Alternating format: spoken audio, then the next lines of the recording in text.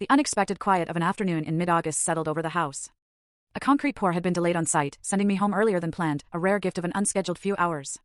I walked into the kitchen, the sunlight pooling on the counter, where Chloe's laptop lay open, its screen still bright. I wasn't looking for anything, just moving through the space, but my eyes caught a sliver of text, a message preview flashing in an email window. Last night was incredible. It was from someone named Marcus. For a strange, suspended 5 seconds, my mind tried to bend reality into a shape I recognized. A harmless work celebration, maybe? An old friend catching up? My brain, so accustomed to order and explanation, fought against the discordant note. Then, the illusion shattered. Reality, cold and sharp, cut through the fabricated calm. I felt a subtle shift inside, a tiny crack forming in the foundation of everything I thought I knew. I closed the laptop, my movements slow and deliberate, the click of the lid echoing in the silence. 20 minutes later, Chloe came downstairs, her usual cheerful self, asking about dinner plans. My face remained an unreadable mask. I smiled, nodded, and filed the moment away. The first real indicator. My job as an industrial safety inspector revolves around identifying hidden vulnerabilities, spotting the subtle signs that precede catastrophe. Systems that appear perfectly stable from the outside often harbor latent defects, just one stressor away from collapse. I'd spent my career training myself to see the invisible, to anticipate the impossible. Now, I found myself applying that same meticulous scrutiny to my own life. Over the next few days, I watched.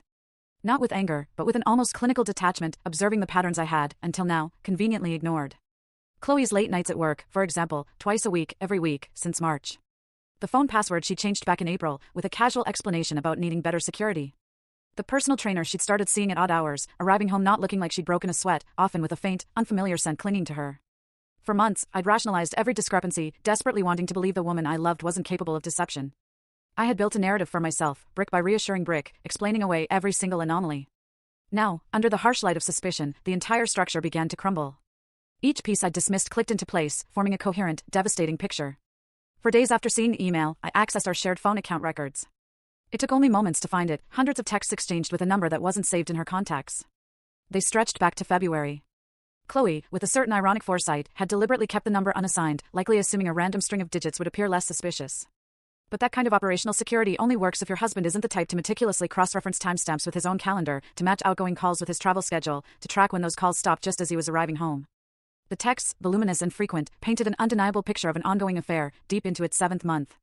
It wasn't a lapse, it was a parallel life. The world didn't actually stop spinning, but at Faye bottom left of screen, click full story.